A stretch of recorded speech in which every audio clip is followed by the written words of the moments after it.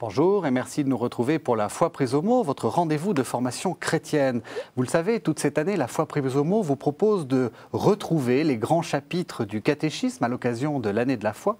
Et cette semaine, nous parlons de la foi et nous allons en parler en compagnie de deux invités. Père Mathieu Villemot, bonjour. Bonjour. Vous êtes enseignant de philosophie à la faculté Notre-Dame du Collège des Bernardins et vous êtes par ailleurs vicaire à Saint-Honoré-des-Laux à Paris.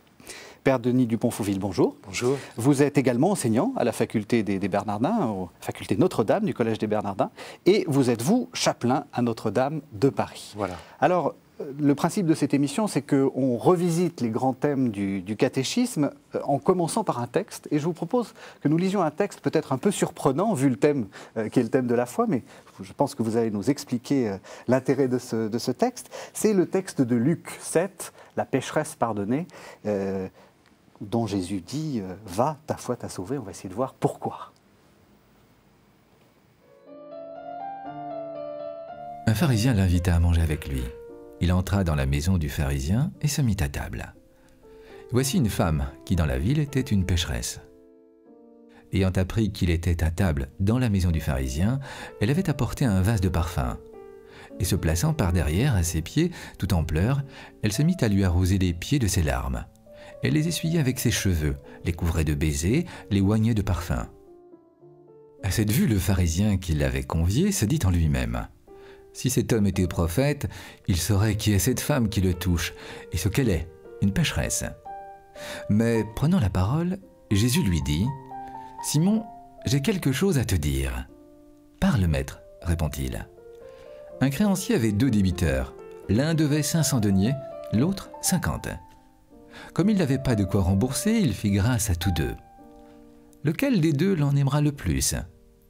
Simon répondit: celui-là, je pense, auquel il a fait grâce de plus. Il lui dit: tu as bien jugé. Et se tournant vers la femme: tu vois cette femme, dit-il à Simon, je suis entré dans ta maison, et tu ne m'as pas versé d'eau sur les pieds. Elle, au contraire, m'a arrosé les pieds de ses larmes, et les a essuyés avec ses cheveux. Tu ne m'as pas donné de baiser. Elle, au contraire, depuis que je suis entré, n'a cessé de me couvrir les pieds de baisers. Tu n'as pas répandu d'huile sur ma tête. Elle, au contraire, a répandu du parfum sur mes pieds. À cause de cela, je te le dis, ses péchés, ses nombreux péchés, lui sont remis parce qu'elle a montré beaucoup d'amour. Mais celui à qui on remet peu montre peu d'amour. Puis il dit à la femme: tes péchés sont remis. Et ceux qui étaient à table avec lui se mirent à dire en eux-mêmes: qui est-il celui-là qui va jusqu'à remettre les péchés? Mais il dit à la femme: ta foi t'a sauvée. Va en paix.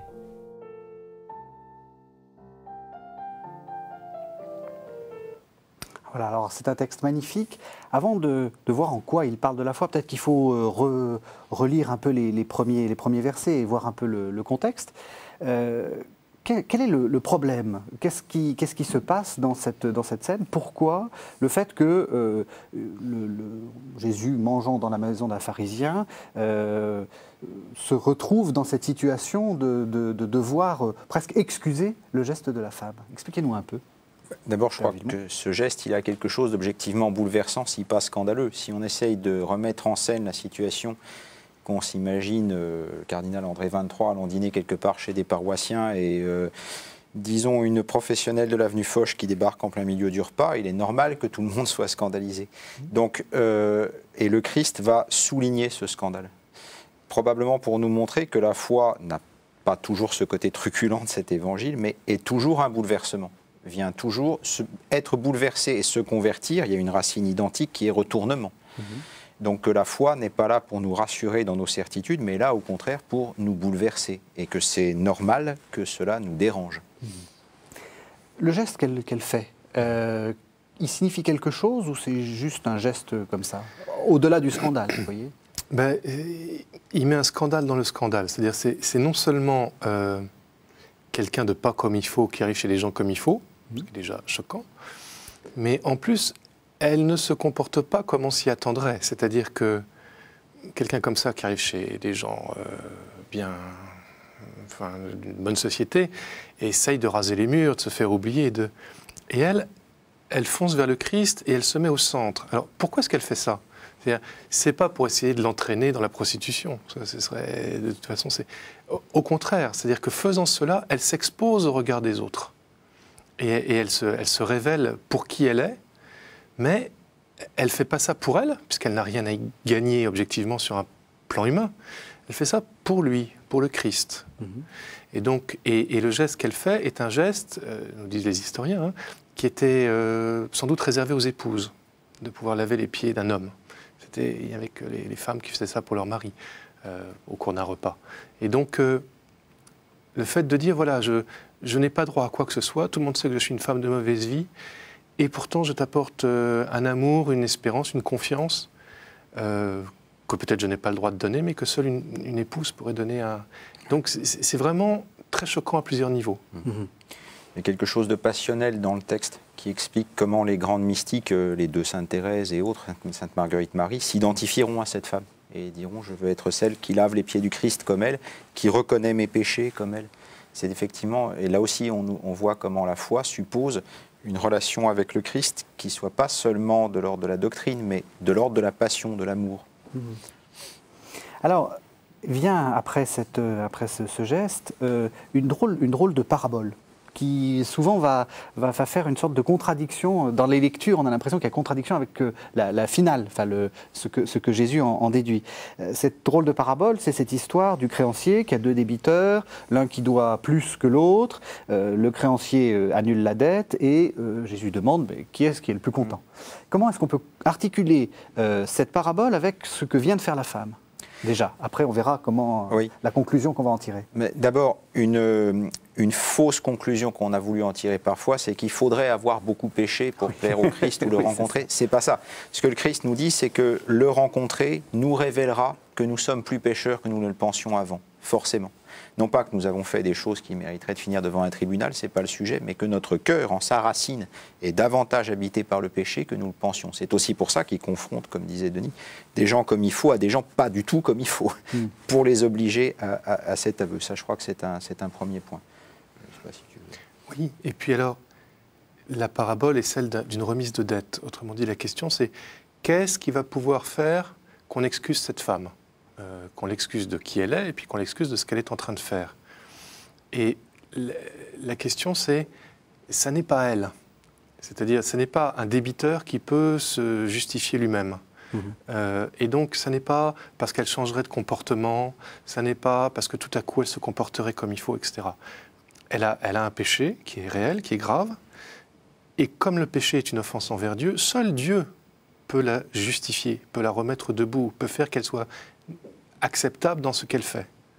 Et donc Jésus est en train, avec sa parabole du débiteur, de dire ne décidez pas par vous-même qui est digne ou pas de faire. C'est Dieu qui décide. Et précisément parce que c'est tellement grave le péché qu'il n'y a que Dieu qui peut apporter un remède. Alors j'ai envie d'être un peu provocateur, mais je vous sens repartir dans de vieilles ornières sur le catholicisme ou le christianisme condamnateur. Vous savez, le péché, la centralité du péché, c'est très mal le péché. Non, parce qu'au contraire, dans ce texte, il y a une dimension qui est le Christ et qui est cette femme. Voilà. Le pharisien dit Jésus devrait savoir que c'est une pécheresse, comme je sais que ça c'est une coccinelle et ça c'est une fourmi. Donc elle est, comme l'insecte, clouée sur son péché, comme sur une planche de liège. Alors que Jésus dit, elle a beaucoup péché. Donc Jésus rouvre aussi le fait qu'elle n'est pas réductible à son péché. Et d'ailleurs, la preuve, elle est capable de cet acte fou, de cet acte profondément amoureux, de cet acte magnifique. Donc elle a péché, oui, mais elle est plus que son péché. Et donc il y a aussi une rouverture du mystère de cette femme et de sa liberté au-delà de son péché. Un exemple quotidien tragique qu'on peut prendre, c'est alcoolique.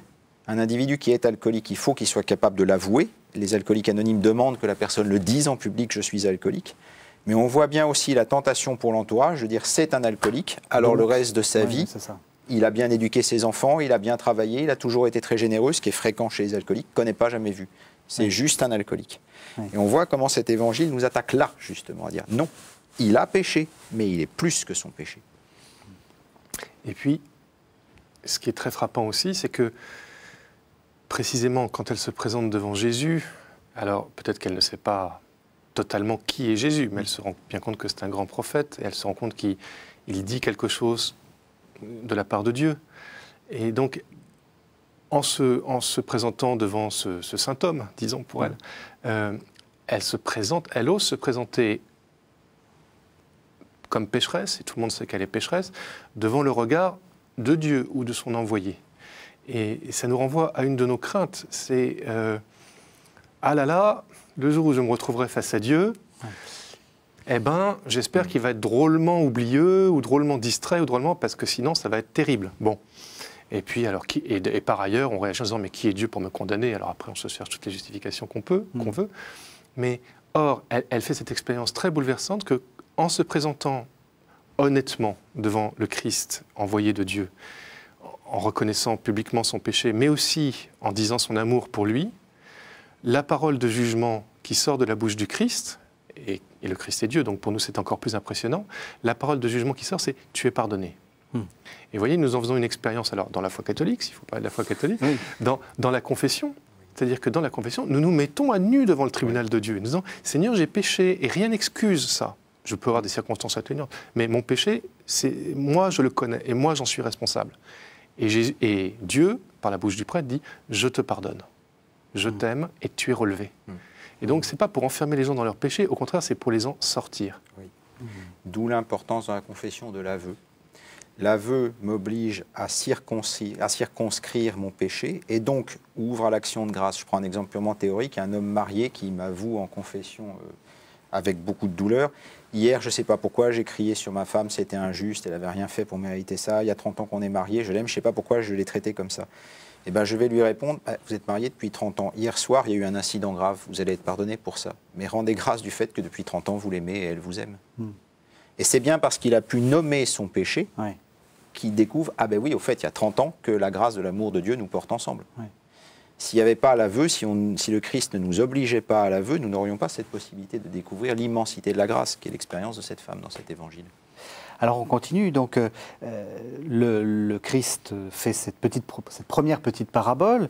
Le pharisien répond de manière naturelle en disant celui qui est le plus content, c'est forcément celui à qui on a remis le plus.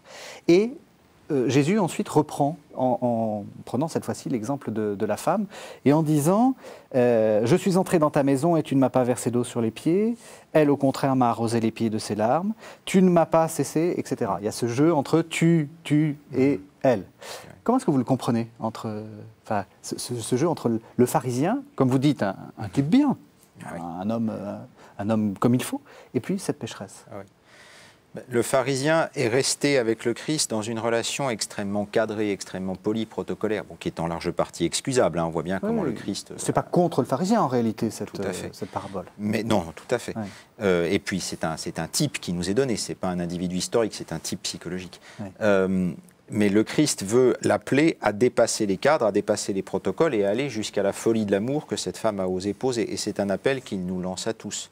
C'est dans l'histoire de l'Église l'appel que nous lancent les mystiques, qui ont tous et toutes été accusés comme cette femme, d'être possédés, hystériques, folles, sectaires, tout ce qu'on veut, et que le Christ nous donne en exemple comme osant cette folie. Donc il y a un appel à aller au-delà d'un simple rapport au Christ bien polissé, fût-ce d'une police liturgique traditionnelle, etc. Et puis le Christ, avec sa parabole et en l'appliquant à Simon, l'oblige à changer de grille de lecture. C'est-à-dire que la grille de lecture du pharisien, au fond, elle est pessimiste. C'est pur-impur. Est-ce que j'évite l'impureté? Est-ce que j'évite de faire le mal et ainsi je suis indemne pour pouvoir me présenter comme il faut devant les autres, que Dieu écoute ma prière, etc. Et ce qu'est en train de lui dire Jésus, c'est non, ce qui va faire que... Ce qui est important, ce n'est pas le mal que tu n'as pas fait, c'est l'amour que tu as montré. Et alors, du coup, qui est-ce qui est en train de montrer de l'amour dans cette maison? Qui est-ce qui m'accueille pour qui je suis? Qui est-ce qui est capable de gratuité envers moi? Qui est capable d'une vision positive, optimiste, et non pas de se garder du mal, mais d'entrer dans le bien, d'entrer dans l'amour? Alors, réponse bah, c'est elle. Et alors, il va en tirer la conclusion, mais on va peut-être développer ça, c'est qu'elle, on lui a beaucoup pardonné. Alors, justement, essayons de développer cette conclusion. On lui a beaucoup pardonné, ça veut dire quoi? C'est qu'elle a été capable de ce geste, donc on lui a pardonné? Ou c'est par ce geste qu'on lui pardonne? Spontanément, nous avons toujours tendance à lire « comme elle a beaucoup aimé, on lui a pardonné ». Et alors c'est vrai qu'il y a une dynamique entre l'amour et le pardon, et que plus nous essayons d'aimer, plus nous nous ouvrons à la grâce du pardon quand c'est nécessaire. Cela dit, ça n'est pas ce que dit Jésus ici. C'est-à-dire ce qu'il dit avec sa parabole, c'est quand on a beaucoup pardonné à quelqu'un, ce quelqu'un devient capable d'être très reconnaissant. Et donc, puisque cette femme avait de nombreux péchés et n'était digne en rien de se présenter, Dieu, qui seul peut la tirer de là, lui a pardonné, puisque elle a eu la foi. Alors, il faudra préciser ce que c'est que la foi. Et Dieu lui a pardonné, et donc elle devient capable de montrer beaucoup d'amour. Et du coup, ça renvoie à la question pharisien, c'est toi, tu n'as pas été capable de montrer beaucoup d'amour. C'est donc qu'il t'a été peu pardonné. Alors, est-ce qu'il avait peu à se faire pardonner? Ou est-ce qu'il n'a pas été dans les conditions qui ont fait que le pardon a pu lui être accordé? Ça, on renvoie le pharisien à sa conscience. Dire, regarde, Dieu lui a évidemment pardonné puisqu'elle montre beaucoup d'amour. Et Jésus le répète en disant, va, je te le dis, tes péchés sont pardonnés. Et là, il prend la place de Dieu. Alors, il ne prend pas la place, il est Dieu. Mais c'est déjà une manière d'exprimer qui il est. Oui, l'amour de Dieu est toujours premier. Là aussi, on peut reprendre le cas de la confession. Ça arrive qu'un pénitent a du mal à commencer son aveu, et je leur dis toujours, mais vous savez, le simple fait que vous soyez venu à la confession, le plus dur est fait. Et c'est déjà la grâce du Christ qui vous a donné ça. Donc, c'est déjà l'amour que le Christ portait à cette femme qui a conduit cette femme à poser ce geste. C'est ça que le Christ veut faire découvrir.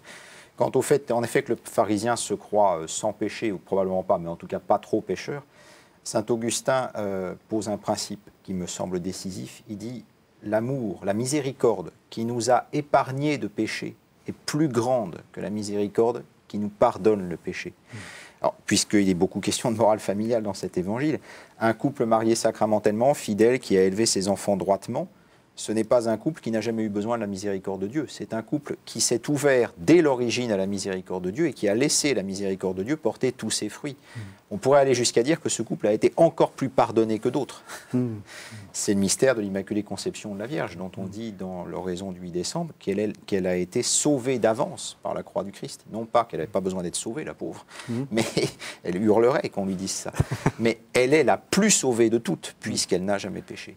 C'est l'expérience que fait aussi un jour Thérèse de Lisieux, en disant, mais j'ai jamais fait de péché mortel, après tout, c'est pas si mal. Et tout à coup, elle se dit, mais si j'avais été dans la situation des femmes qui font des péchés mortels tous les jours, j'en ferais aussi. Et donc, c'est la grâce de Dieu qui m'a préservé de cette situation. Alors, le Christ dit, ta foi t'a sauvé. J'aimerais qu'on revienne encore une fois là-dessus, parce que finalement, on n'a pas l'impression que c'est de la foi. Ou de la foi dans le sens qu'on l'entend habituellement, ou alors elle a une vision presque surnaturelle de qui est Jésus. Mais en quoi être gentil avec Jésus, c'est la foi, c'est ce que nous on définit comme la foi. Il me semble que ce qu'elle a fait met en avant dans l'acte de foi plusieurs éléments centraux que l'être humain a du mal à accepter, y compris le catholique. D'abord la personne de Jésus. L'objet premier de sa foi ici, c'est pas Dieu, c'est la personne de Jésus, donc l'humanité de Jésus. Et dans cet évangile, de manière massive, le corps humain de Jésus-Christ. C'est lui qui est au centre, en fait. Et donc, elle nous dit, cette femme, probablement sans complètement le comprendre comme ça, d'ailleurs, au stade où elle en est, mais elle nous met en scène que l'objet premier de la foi pour le chrétien, c'est le corps humain de Jésus-Christ. Et que c'est par lui que Dieu le Père a décidé de nous donner son amour, de nous donner son salut, y compris de nous donner la foi, ce que nous vivons à chaque Eucharistie. La foi, c'est la confiance. C'est-à-dire, c'est pas simplement dire à quelqu'un « je t'aime bien », mais c'est dire à Dieu « j'ai confiance que tu peux faire ce qui est impossible et que tu peux le faire pour moi ». Et c'est donc rechercher avec lui un contact, alors ici c'est clair avec la scène de Jésus, contact quasi physique. C'est pas des abstractions dans des nuages roses. C'est « j'ai besoin de toi, j'ai besoin de te toucher, j'ai besoin de me nourrir de ta présence ». Et alors, c'est une thématique qui a été longuement développée dans l'Ancien Testament déjà, et c'est quelque chose dont on voit que Jésus, dès le début de son ministère, a besoin. C'est-à-dire qu'il y a l'épisode célèbre où il revient chez lui à Nazareth, et alors qu'il est en train de faire des miracles à l'appel, il n'y arrive plus à Nazareth parce que les gens n'ont pas foi en lui. Oui. Les gens disent, qu'est-ce que c'est que ce type? Il est de chez nous, il n'a rien d'extraordinaire. Et il n'arrive plus à faire beaucoup de miracles. Alors, la foi concernait Dieu, et puis on va découvrir peu à peu que Jésus étant Dieu, la foi peut s'appliquer à lui. Mais il y a cette confiance fondamentale, foi c'est fides, hein, cette confiance fondamentale en la personne de Jésus, sans laquelle rien n'est possible. Jésus ne fait pas de miracle pour nous convaincre de croire en lui, sinon ce serait un thaumaturge, un charlatan. Mais il nous demande de lui faire confiance pour que ces miracles puissent se déployer en nous, ce qui est tout à fait différent. Alors, faisons un pas en arrière et essayons de voir ce que ça nous dit à nous, puisqu'il s'agit de recevoir Jésus. Il y a deux manières de recevoir Jésus. Et malgré tout, je vais encore être un peu provocateur, dans l'Église, bien comme il faut, un peu pharisienne, on n'est justement pas très... on met les formes, on fait pas de bisous sur les pieds, voilà. Et l'attitude qui nous est mise en avant et qui manifestement reçoit l'assentiment de Jésus, c'est quand même une attitude un peu folle. Est-ce que ça veut dire que nous devons adopter cette attitude-là, c'est-à-dire d'aller embrasser les pieds de Jésus? Alors, métaphoriquement, mais... Oui. Alors, vous vous sentez un peu Simon le pharisien de temps en temps? Oui. Oui. Ça c'est trop clair. Oui, ça c'est trop clair. Il faudrait se garder d'une application trop fondamentaliste de ce texte. Il ne s'agit pas de créer du scandale pour le plaisir, et l'humanité a besoin de règles, etc. Mais c'est vrai que ce texte nous invite à avancer dans la folie de notre relation au Christ et dans la folie de notre relation à la personne humaine, aux pauvres. Ça, c'est sûr. Le premier lieu, c'est par exemple la prière personnelle, où là, justement, il n'y a pas de témoin, donc il n'y a pas de risque de scandale. Je suis frappé du fait que nous sommes tous tentés par être très protocolaires dans notre manière d'approcher un Dieu qui va nous recevoir de façon beaucoup plus complexe que le sous-préfet de la Gironde. C'est clair. Alors que le Christ, alors spécialement dans la prière personnelle, veut que nous le recevions et veut nous prendre comme ça. Et dans la prière personnelle, il faut demander la grâce d'être de plus en plus libre. C'est sans doute un élément fondamental. Et puis, il y a dans ce texte un élément de justice sociale. Ta foi t'a sauvé, on va tout de suite penser immortalité de l'âme, paradis, béatitude, et c'est vrai. Mais ta foi t'a sauvé, c'est aussi ta foi vient de te sauver du regard écrasant que les hommes avaient sur toi. Justement, à dire c'est juste une pécheresse, et donc on va tout faire pour qu'elle ne puisse jamais cesser d'en être une. On va lui reprocher de l'aide pour être sûr qu'elle va le rester. Enfin, on connaît bien, on sait bien comment c'est le client qui fait la prostituée en particulier. Et le Christ lui rend sa vérité de femme, sa liberté. Donc il y a même un élément social. Donc c'est aussi un appel à se demander quels sont nos regards jusque dans nos familles et nos communautés les uns sur les autres. Et comment rouvrir un regard qui accueille l'autre dans sa liberté, dans sa profondeur, et pas à l'écraser, à dire « Oh, celui-là c'est juste un intello, il n'y a rien à en tirer, celui-là il est alcoolique, vous savez, les musulmans, j'ai rien contre. » Enfin bon, vous voyez, tout ça, comment nous arriverons à le casser au nom même de la foi. Même dans l'Église instituée, protocolaire, etc., il y a un rite spécifique qui exprime ça, qu'on ne fait qu'une fois par an, mais c'est le lavement des pieds le jeudi saint. Oui. C'est-à-dire que pourquoi est-ce que Jésus se donne à nous à la scène? C'est pour que nous puissions nous laver les pieds les uns aux autres, et quand nous nous lavons les pieds les uns aux autres, et ce que le prêtre exprime, nous lavons les pieds au Christ, parce que nous sommes les membres du corps du Christ. Et donc, alors il y a des communautés comme l'Arche où on fait ça plusieurs fois dans l'année, et les gens qui ont la chance d'y assister le vivent comme un moment très très fort. Mais ça exprime quelque chose de fondamental de la vie chrétienne, c'est-à-dire, par exemple, pourquoi est-ce que nous communions à la messe, hein? C'est pas pour recevoir le jackpot et dire « yes, j'ai le gros lot hein. ». C'est pour, nous nourrissant du Christ, être capable d'aller vers les autres, vers ceux qui ne le méritent pas, vers ceux vers qui nous n'irions pas, et leur laver les pieds, leur dire « je t'aime parce que tu es un bien-aimé de Dieu, et je veux prendre soin de toi, chacun suivant ses dons ». Et c'est vrai que ce geste de lavement des pieds, il a beau, comme tu dis, être rituel, liturgique, il est toujours bouleversant. Pour celui qui lave et pour celui qui est lavé, c'est un geste qui n'est jamais simple, qui n'est jamais neutre. On voit d'ailleurs beaucoup de gens à qui on propose d'y participer et qui ne veulent pas parce que, pas par péché, hein, mais parce que voilà, ils n'ont pas franchi le pas, il faut le respecter. C'est pas par hasard qu'il est au centre de cet évangile-là. Pourquoi ça pose quelque chose que vous aviez dit, c'est la question du rapport au corps. C'est-à-dire que le rapport au corps souffrant, au corps pécheur, et puis le rapport au corps du Christ. Comment est-ce qu'on peut articuler tout ça? Oui, on dit souvent que les chrétiens n'aimaient pas le corps et que notre époque se serait réconciliée avec le corps. Bon, que les chrétiens n'aiment pas le corps, c'est probablement en partie exact, mais l'Évangile est un appel au culte, au sens liturgique de l'expression, du corps. À la messe, le corps du Christ, et les gens répondent « Amen ». Et on voit bien comment c'est une conversion qui est très difficile, parce que mon corps, vous l'avez dit, c'est ma fragilité, c'est ma mortalité, c'est ma souffrance, c'est ma jouissance, y compris dans ce qu'elle peut avoir parfois qui m'échappe et que je ne maîtrise plus, etc. Donc c'est très humiliant de s'accepter corporel jusqu'au bout. Et si l'Évangile nous dit le Verbe, le Fils de Dieu, s'est fait chair, c'est pour nous obliger nous-mêmes à accepter jusqu'au bout notre condition incarnée, ce qui n'est jamais simple, même pour un chrétien, même pour un prêtre. Alors je vous propose de ressaisir un peu tout ça. On a un peu essayé de parler de la foi à partir du texte. Maintenant, on va essayer d'être un peu plus systématique. Et pour faire une petite transition, et pour nous reposer un peu après ce passage un peu dense, je vous propose d'entendre un texte un peu à l'ancienne. C'est Lamartine, Alphonse de Lamartine, les Méditations poétiques, qui dit des choses tout à fait belles sur la foi. C'est donc issu des Méditations poétiques de 1820. La foi, se réveillant comme un doux souvenir, jette un rayon d'espoir sur mon pâle avenir. Sous l'ombre de la mort, me ranime et m'enflamme, et rend à mes vieux jours la jeunesse de l'âme.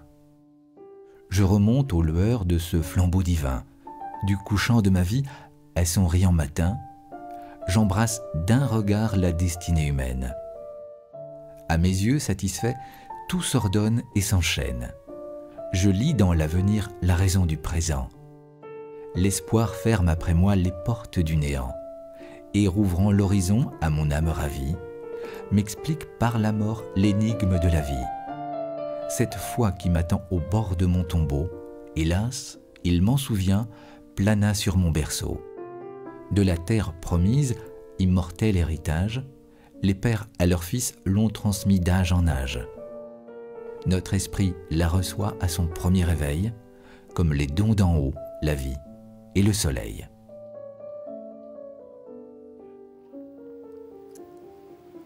Voilà, donc après avoir lu le texte de Luc, peut-être une sorte de définition de la foi. Comment est-ce que vous oseriez, vous tenteriez une première définition de la foi, mais justement en articulant avec ce qu'on vient de dire, qui est quelque chose d'assez dynamique en fait?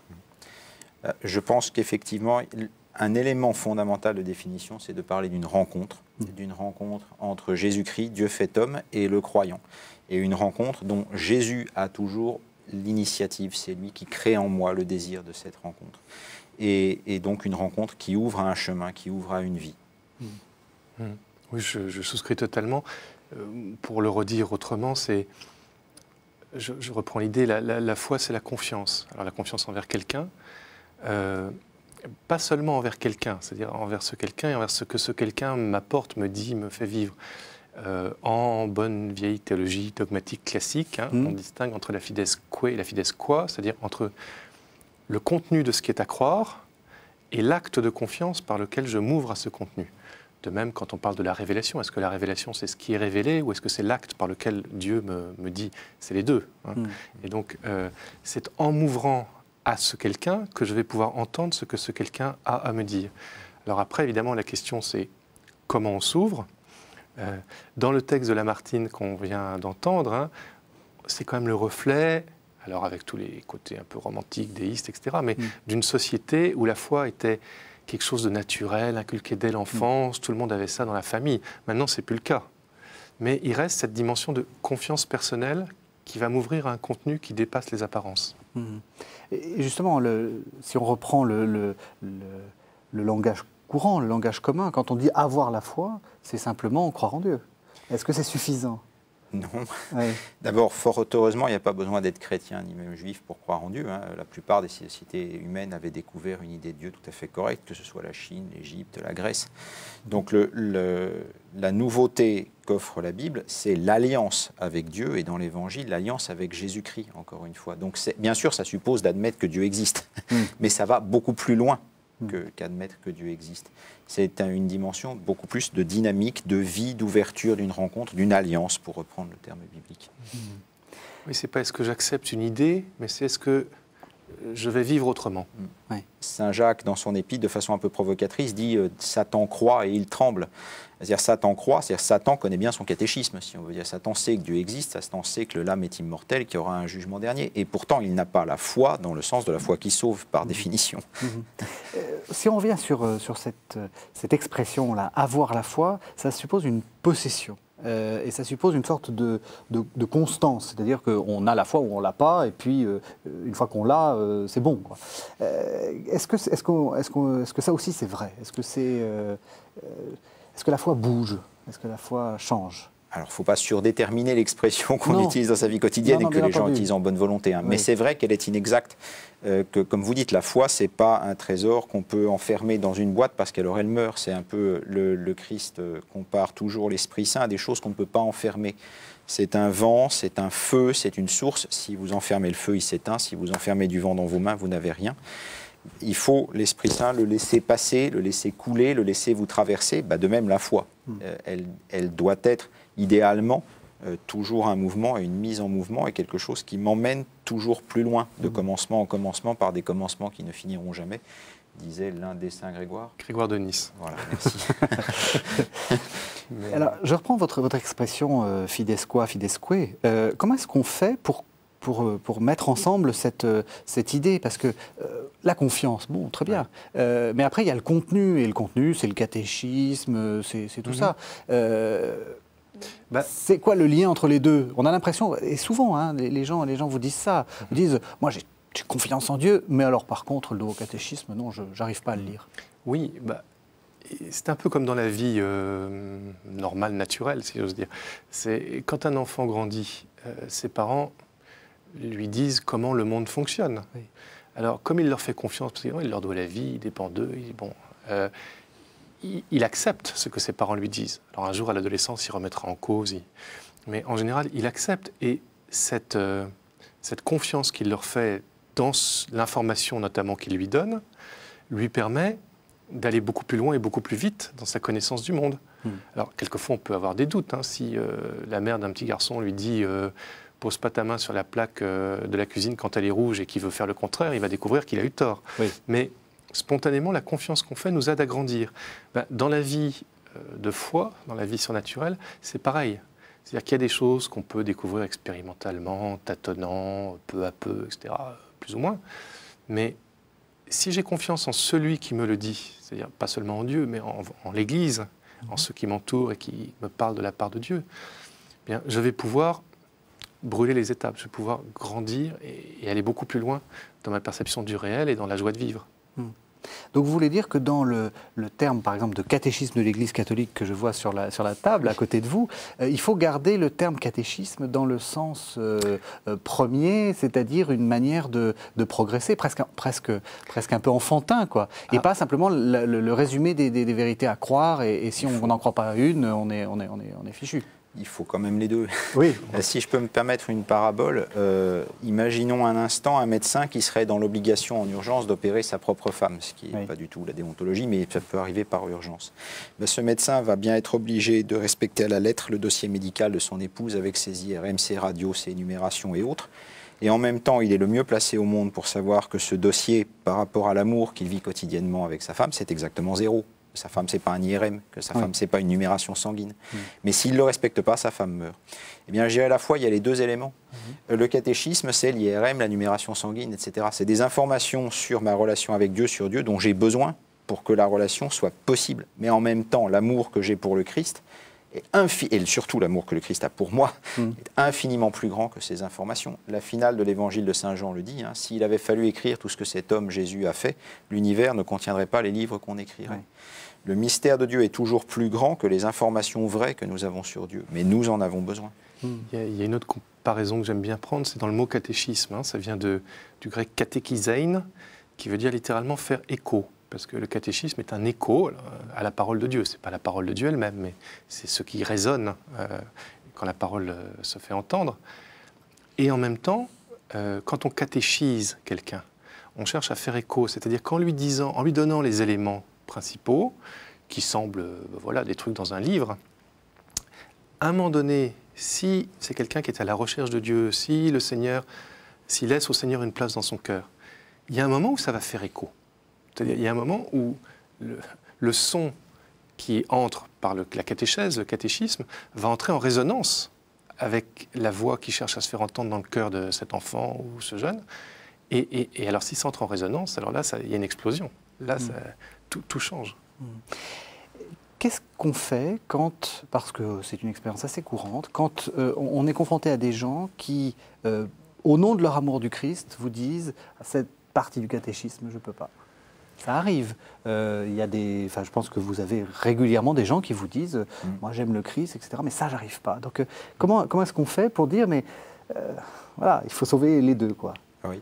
Mais je pense qu'il y a deux pistes. Alors ça va beaucoup dépendre du contexte, si je reçois la personne dans un cours bernardin ou à l'accueil de ma paroisse, par exemple. Mais je pense qu'il y a deux pistes possibles. Le premier, c'est est-ce qu'il a bien compris ce que l'Église enseigne ? Parce que parfois, il y a d'abord ça. On a des malentendus sur ce que l'Église enseigne. Un manque d'information, justement, sur ce que l'Église enseigne. Quand on vous dit « ah, mais l'Église a attendu le XIVe siècle pour dire que les femmes avaient une âme », c'est absolument faux, etc. Autre piste, c'est parfois une douleur spirituelle. Par exemple, je me souviens d'une femme qui, à la fin d'une homélie que j'avais faite sur la résurrection des morts dans son réalisme, était scandalisée par mon homélie. Son mari venait de mourir il y a 3 semaines, et dans des conditions physiquement très difficiles pour son mari. Et donc l'hypothèse que son mari revienne dans les conditions physiques où elle l'avait vu partir lui était intenable. Auquel cas, c'est cette question-là qu'il faut travailler, la légitimité de sa souffrance face au calvaire qu'a vécu son mari. Donc c'est à mes yeux deux pistes qui vont se combiner selon l'itinéraire de la personne et la nature de sa demande envers moi. Est-ce qu'il a bien compris pourquoi l'Église a parfois vu le sang des martyrs couler pour défendre tel ou tel dogme et quelle est la question spirituelle qui fait qu'aujourd'hui, cet article de foi-là lui est difficile? Oui, pour le dire la même chose, mais de façon plus abstraite, il y a au moins deux principes. Chacun est tenu de suivre sa conscience, en vérité. Donc si vraiment je bute sur quelque chose, je n'ai pas à me forcer pour... Mais en même temps, la conscience doit être formée. C'est-à-dire, je n'ai pas le droit de dire « je suis convaincu que c'est débile, donc c'est débile ». Oui. Je dois demander de l'aide et je dois essayer de comprendre et demander à ceux qui ont l'air d'avoir mieux compris que moi. Oui.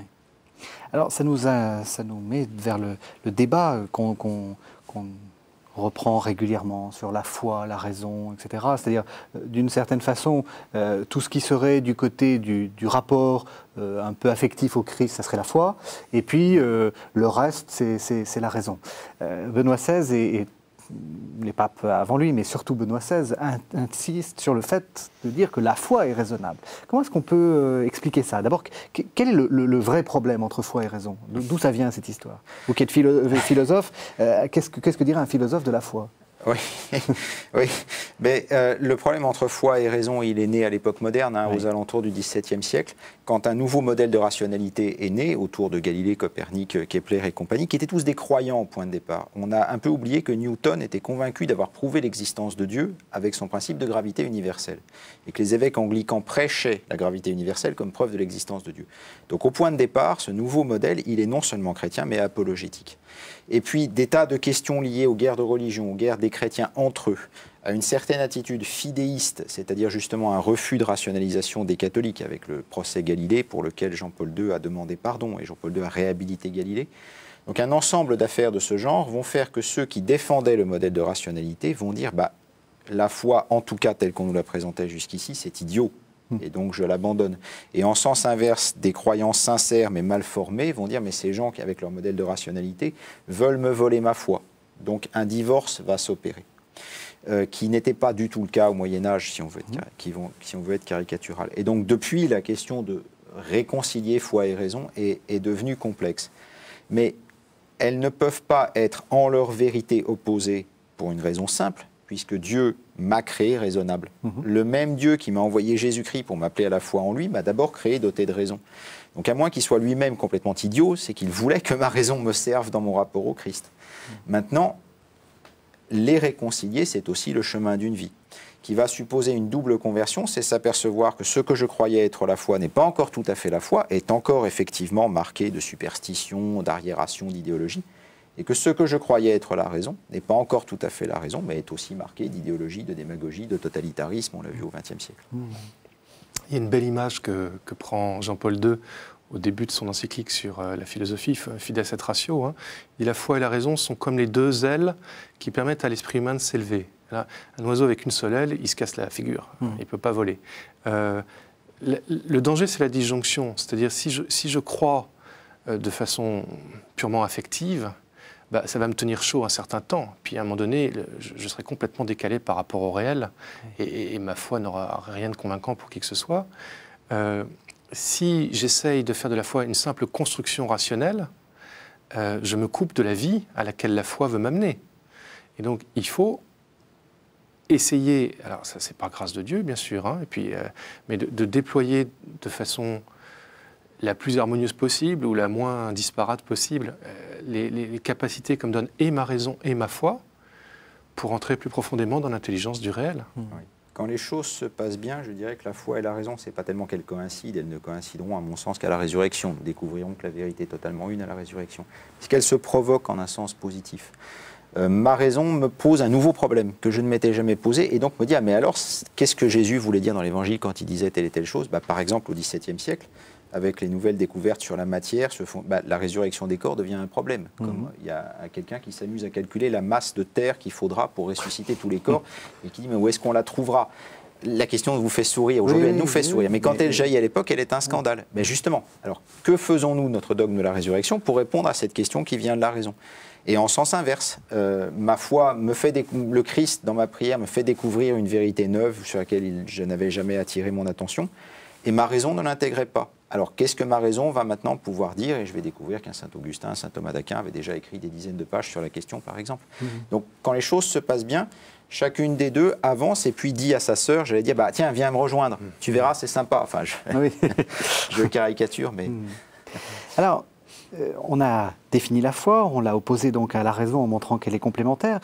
Quand on lit le Nouveau Catéchisme, il y a quelque chose qui m'a beaucoup frappé, c'est que le paragraphe qui suit est un paragraphe qui parle des martyrs. C'est-à-dire qu'on a l'impression qu'on est dans quelque chose d'un peu ancien, un peu romantique justement. La foi, il va falloir la défendre pour le martyr. Alors, ce qui se passe actuellement dans les pays orientaux nous montre que non.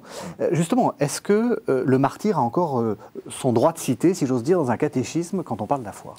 Hélas, oui, comme vous l'avez dit, hein, le XXe siècle aura été le siècle où il y a eu le plus de martyrs. Ouais. Le XXIe siècle est plus calme que le XXe, mais enfin est loin d'être très calme. Et il y a encore des situations de martyrs. Donc le martyr, c'est d'abord le témoignage. Tout chrétien est appelé à témoigner. Et à partir du moment où je témoigne, eh bien, je dois accepter l'idée, non pas que nécessairement je finirai devant un peloton d'exécution, grâce à Dieu, en France, ça ne semble pas être le risque à moyen terme, mais que je ferai face à des oppositions douloureuses et qu'il faudra que j'aille jusqu'à accepter certains sacrifices, certaines humiliations, certaines situations de conflit, comme cette femme dans l'évangile que nous avons entendu au début, qui vit un certain martyre en venant faire ce qu'elle fait devant des gens qui sont ravis de se rincer l'œil et de l'insulter. Donc je crois que cette dimension de martyr, il ne faut pas la perdre, elle est réelle dans la foi. Je crois que c'est assez normal de lier le martyr à la foi, au moins de deux manières. Premièrement, ceux qui vivent le martyr, alors d'abord, on ne doit jamais rechercher le martyr, hein, c'est quelque chose qui se présente et qu'on doit assumer quand c'est demandé, mais c'est le sommet d'une vie de foi, c'est la preuve. Est-ce que je suis prêt à mourir, à préférer Dieu à ma propre vie? Est-ce que je crois qu'en perdant ma vie, Dieu en prendra soin? Alors là, il n'y a pas plus existentiel comme question, il n'y a pas plus grand comme acte de confiance. Si je le fais, alors, c'est pour ça qu'on dit toujours que le sang des martyrs est une semence de chrétiens. C'est-à-dire que beaucoup de gens vont être convaincus en disant « Ah bah alors, ce n'était pas un système intellectuel, alors il y croyait vraiment, alors ça a un sens. » Donc la foi, la preuve, le signe, l'apogée de la foi, ça peut être le martyr. Ça, c'est une chose.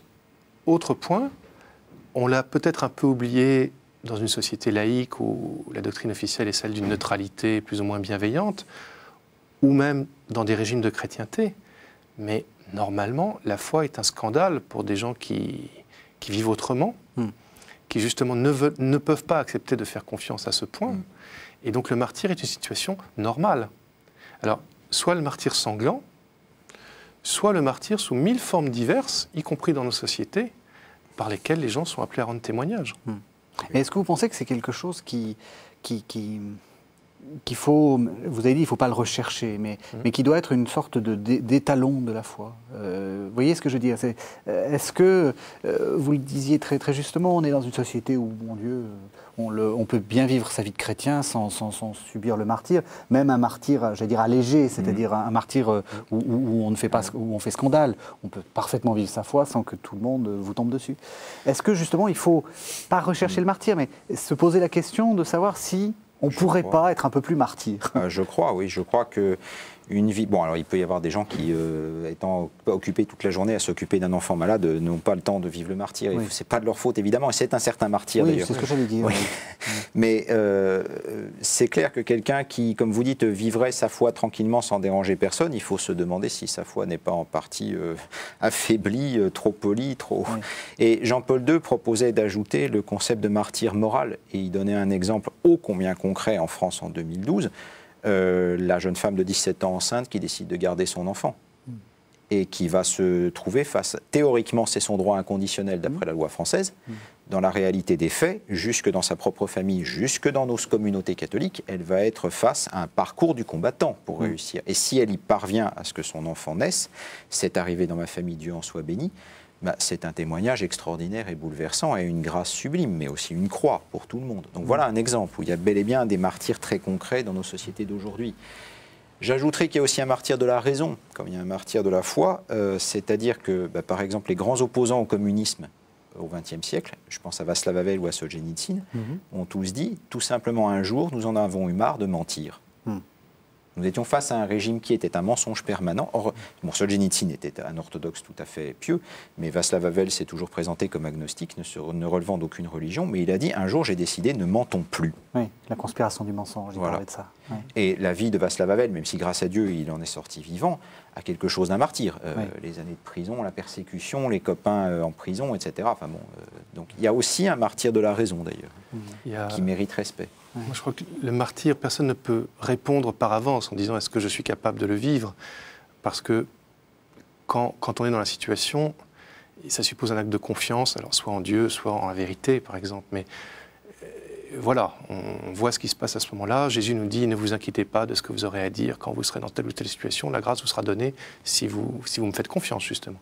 Donc, on ne peut pas répondre à l'avance. Mais en tout cas, je pense que c'est quelque chose qui est cohérent dans la vie chrétienne, d'au moins se poser la question. Il y a quelque temps, je parlais avec un journaliste, pas de cathéo, mais d'une cinquantaine d'années, qui me parlait de ses jeunes collègues et chrétiens, et qui me disait que pour lui, c'était une grande stupéfaction de voir que parmi les gens de 25 ans, c'est une question qui revenait dans les conversations en disant « Bon, c'est une possibilité que nous aurons peut-être à vivre. » Et il faut être prêt à envisager cette possibilité sans répondre à l'avance. Donc ce n'est pas quelque chose d'abstrait ou de théorique. Il me vient un autre exemple, le cardinal 23 l'évoquait lors des dernières ordinations sacerdotales. Nous allons prendre une famille bien comme il faut, comme on disait tout à l'heure, très pratiquante, où tous les enfants sont inscrits au catéchisme, à l'aumônerie du lycée catholique du coin. Et puis il y a la gamine à 14 ans qui dit « mais en fait je me ferais bien carmélite moi ». Ben, j'ai été frappé, et plusieurs d'entre nous ont été frappés, que dans cette famille très pratiquante, la première réaction va être « ah mais non, il n'en est pas question ». Et que si cette gamine décide de tenir bon, un jour ou l'autre, sa famille se réconciliera avec elle, mais elle va passer par des épreuves qui, pour une gamine de 14 ans, ne sont pas confortables et qui méritent peut-être une certaine appellation martyr.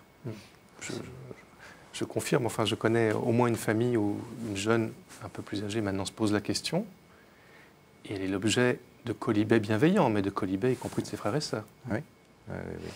Alors on arrive à la fin de l'émission, alors on va peut-être pas terminer sur la note du martyr, on va essayer d'être un petit peu plus humble. C'est la question de la vie quotidienne. Parce que je crois que, là aussi, le catéchisme le dit bien, la foi, ça s'approfondit, qu'est-ce que vous... Il nous reste vraiment très peu de temps, mais qu'est-ce que vous conseillez, qu'est-ce que vous... pour voilà, faire grandir la foi, qui soit un peu comme le geste de la pécheresse, justement. Parce que vous allez nous dire qu'il faut aller à la messe, c'est très bien d'aller à la messe, mais qu'est-ce qu'il y a de... Voilà. Mais non, je dirais le plus urgent me semblerait être la prière personnelle. Même si c'est une prière de 10 minutes faite à la va-vite dans le métro, à un moment où... Mais ce moment où, comme cette femme, on ose venir devant le Christ et me voilà avec tout ce que je suis, y compris avec ma journée ratée, y compris avec mon épuisement, y compris avec tout ce... Mais me voilà. Et j'ose croire que tu vas me prendre comme ça. Et le faire justement sans protocole. Ça ne va pas tout résoudre, hein, ce n'est pas le truc magique. Mais ça me semble être un des points urgents aujourd'hui dans une vie stressée comme celle du catholique parisien. Ouais. Et de tous les catholiques. Hein, vous êtes à Paris, mais je peux vous garantir que partout ailleurs, c'est très difficile. Non, je crois tout à fait ça. Et peut-être que quelquefois, il y a une dimension devant laquelle on hésite dans la prière, c'est de demander. Jésus insiste beaucoup là-dessus. Hein. Demandez, on vous donnera, frappez, on vous ouvrira, etc. C'est-à-dire qu'il faut demander, parfois avec insistance, ça ne tombe pas tout cuit comme ça, mais notamment si on a du mal à croire ou si on sent qu'il faut qu'on fasse des progrès.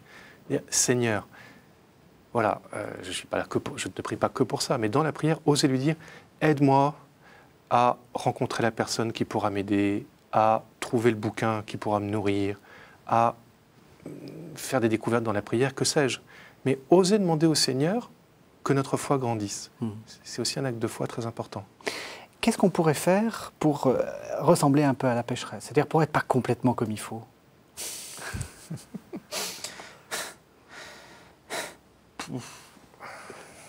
C'est difficile. Nos paroisses offrent par exemple beaucoup, nos paroisses, nos communautés, nos mouvements offrent beaucoup d'occasions d'aller vraiment rencontrer les pauvres. Je pense à l'Arche de Jean Vanier, je pense aux Captifs, la Libération, je pense aux aumôneries d'hôpitaux. Déjà là, il y a moyen de vraiment faire des choses belles, fortes et bouleversantes comme cette femme.